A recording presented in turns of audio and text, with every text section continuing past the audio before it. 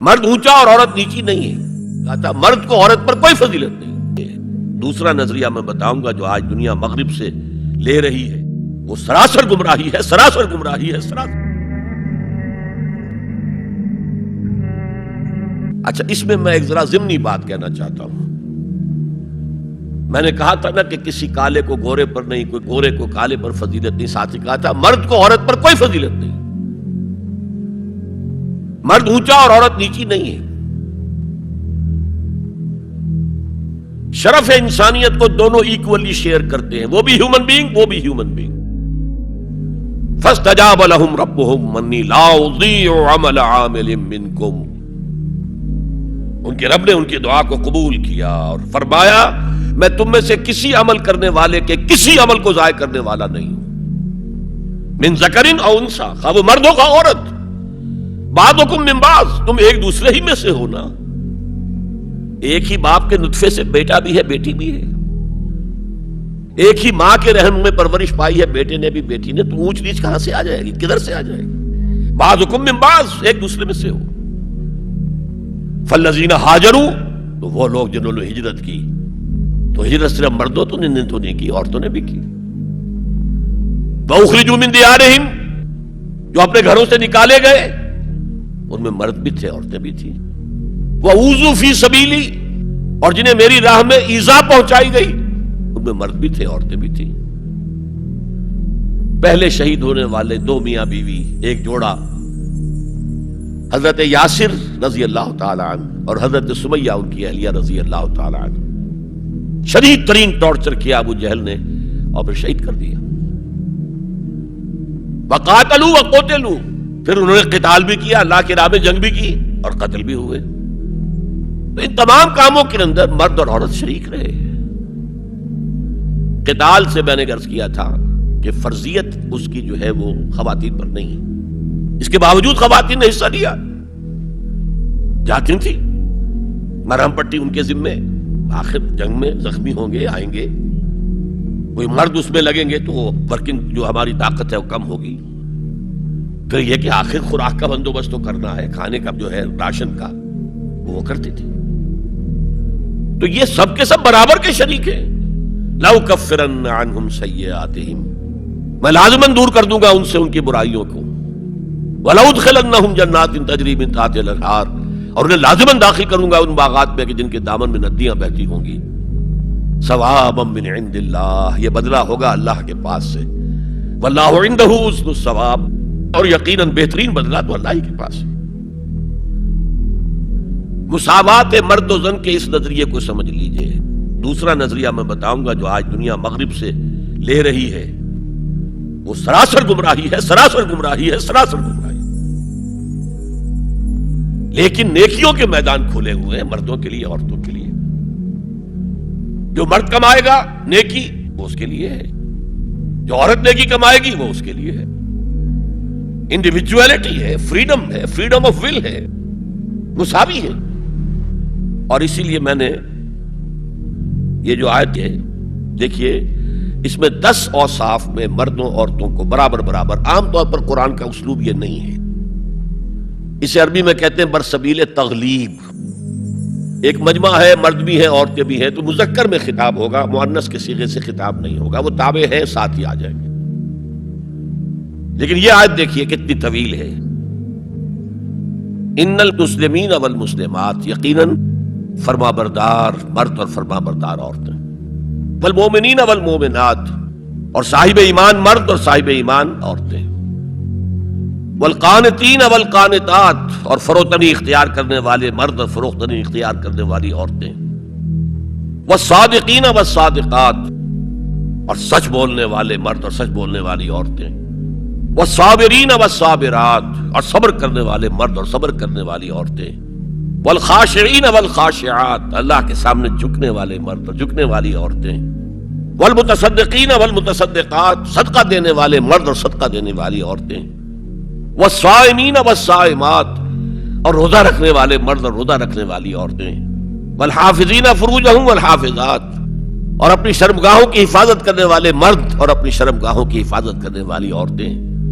والذاکرین اللہ کثیرا والذاکرات، اور کثرت سے اللہ کا ذکر کرنے والے مرد اور کثرت سے اللہ کا ذکر کرنے والی عورتیں، اعد اللہ لہم مغفرۃ واجرا عظیما، اللہ تعالیٰ نے ان سب کے لیے تیار کیا ہوا ہے، اعد اللہ لہم مغفرۃ، ایک تو مغفرت انہیں ملے گی اور اجر عظیم ملے گا۔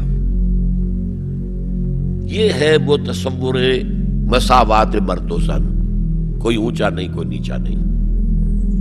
البتہ اب میں اگلے قدم پر آ رہا ہوں، ابھی تک تو افراد کی بات ہو رہی ہے، اب وہ ایک مرد اور ایک عورت شادی کرتے ہیں، یہاں آپ کو سمجھ لینا چاہیے اب وہ برابر نہیں رہے، اس لیے کہ گھر بنانا ہے، خاندان کی بنا ڈالنی ہے، ایک ادارہ ہے، انسٹیٹیوشن آف فیملی ہے، اور کسی انسٹیٹیوشن کے دو برابر کا اختیار رکھنے والے سربراہ نہیں ہو سکتے۔ آئی جی ایک ہوگا، ڈی آئی جی 4 ہوں 5 ہوں 6 ہوں۔ کوئی فرم ہے، مینیجنگ ڈائریکٹر ایک ہوگا، آپ 100 ڈائریکٹر رکھ لیں، مینیجنگ ڈائریکٹر 2 نہیں ہو سکتے، کوئی کاروبار چل ہی نہیں سکتا۔ تو گھر کا ادارہ تو برباد ہو جائے گا اگر آپ نے برابر کر دیا دونوں کے اختیارات کو۔ آج اس کا مزہ چکھ رہا ہے یورپ اور ویسٹ اور امریکہ، خاندانی نظام ٹوٹ گیا، آج وہ شادی کرتے ہی نہیں، مرد شادی نہیں کرتے، کیوں کریں؟ قانون آپ نے یہ بنا دیا ہے کہ آپ نے آج شادی کی اور 1 مہینے کے بعد آپ اپنی بیوی کو طلاق دیں تو اپنی پوری دولت کا نصف دینا پڑے گا اسے، وہ کہتے ہیں ہم نہیں کرتے یہ۔ لیکن عورت کی تو ضرورت ہے نا، مرد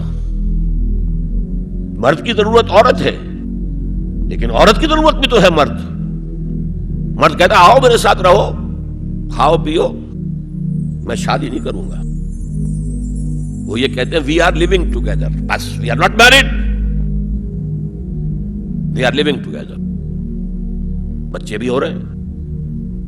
یہ کلنٹن کا 3-4 سال پہلے صدر تھا وہ، تو اس کا جو آیا تھا state of the union address, سال میں 1 دفعہ وہاں کا صدر دیتا ہے، پوری قوم کو خطاب کرتا ہے، اس میں اس نے کہا تھا کہ عنقریب ہماری امریکی قوم کی اکثریت حرام زادوں پر مشتمل ہوگی۔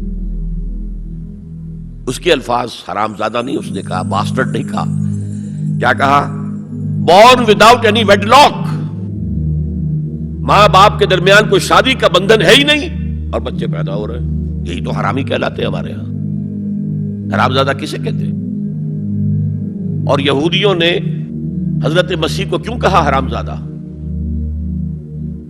ان کا کہنا یہ ہے، جھوٹ ہے بکواس ہے لیکن کہنا یہ ہے کہ حضرت مریم سلام علیہا کا رشتہ تو ہو گیا تھا، نجار یوسف نجار ایک بڑھئی تھا، اس سے رشتہ ہو گیا تھا، لیکن ابھی وداعی نہیں ہوئی تھی کہ انہوں نے تعلق زن و شوق قائم کر لیا، تو یہ تو حرام کام ہوا، زنا ہوا، تو ولد الزنا ہے۔ بہرحال خاندان کا ادارہ تلپٹ ہو کر رہ گیا ہے، بنیادی طور پر اس کے لیے آئلی قوانین جو قرآن نے دیے، لیکن برابر آپ کر دیں گے تو خاندان کا ادارہ ختم ہو جائے گا۔ اسی لیے فرمایا گیا الرجال قوامون علی النساء فالصالحات قانتات حافظات للغیب بما حفظ اللہ، مرد حاکم ہیں عورتوں پر، نیک بیویاں وہ ہیں جو اپنے شوہروں کی اطاعت کرتی ہیں۔ ظاہر بات ہے کہ کوئی رائے ہے، اختلاف رائے ہو گیا ہے شوہر اور بیوی میں، بیوی دلیل سے سمجھا لے، اپیل سے سمجھا لے، جس طرح بھی سمجھا لے، من والے ٹھیک ہے، اور نہیں تو اسے شوہر کی بات ماننی پڑے گی۔ فالصالحات قانتات، وہی لفظ جو ابھی آپ نے پڑھا، قانتین بالقانتات، فرما بردار مرد اور فرما بردار عورتیں۔ تو نیک بیویاں تو وہ ہیں جو اپنے شوہروں کی اطاعت گزار ہیں، اس سے وہ بانڈ جو ہے مضبوط رہتا ہے۔ جب اللہ نے مرد کو بنایا طاقتور زیادہ، اور عورت کا حسن یہ ہے کہ وہ نازک ہو۔ وہ کبھی کوئی حمیدہ پہلوان ہوتی تھی بھارت میں ایک، اس نے جو کہا تھا کہ میں اس سے شادی کروں گی جو مجھے پچھاڑ لے، میں کون پچھاڑے گا، اس کو خود ہی پچھاڑ جائیں گے وہ۔ تو عورت کا حسن تو نزاکت میں ہے، لہذا بھاری بوجھ اس پر نہیں ڈالے۔ ملک کا ڈیفنس مردوں کا ذمہ داری ہے، نان نفقے کی فراہمی مردوں کی ذمہ داری، عورت کی نہیں ہے۔ عورت کا کام ہے گھر میں رہے، شوہر کے لیے اچھا ماحول پیدا کرے۔ اب اگر دن بھر 8 گھنٹے عورت بھی کام کر کے آئی ہے، کسی باس نے بھی جھڑک دیا ہوگا، کچھ اور ہوگا، تھکی تھکائی اور طبیعت تقدر لے کر آئی ہے، مرد کا بھی یہی حشر ہے، گھر میں جائیں گے تو کیا ہوگا؟ لڑیں گے۔ لیکن گھر میں رہی ہو عورت، پھر بچے آ جاتے ہیں، 1 بجے آ گئے، ماں باپ دونوں آئیں گے شام کو 6 بجے، 7 بجے، 8 بجے۔ بڑے بڑے شہروں میں تو وہاں پر 2-2 گھنٹے تو لگتے ہیں گھر پہنچنے میں۔ یہ بچے کیا کریں گے؟ کس قسم کے تجربات کریں گے؟ یہ سارا بیڑا غرق ہو رہا ہے۔ عورت کے ذمہ نہیں ہے کام کرنا، کہتے ہیں مجبوری ہے۔ آپ اپنے سٹینڈرڈ آف لیونگ کو بڑھاتے جائیے، بڑھاتے جائیے، بڑھاتے جائیے، دونوں کی سر توڑ محنت کے باوجود آپ کا جو ہے تقاضا پورا نہیں ہوگا، اور اسی کو سکیڑ لیجئے۔ کمانا شوہر کا کام ہے، بیوی کا نہیں۔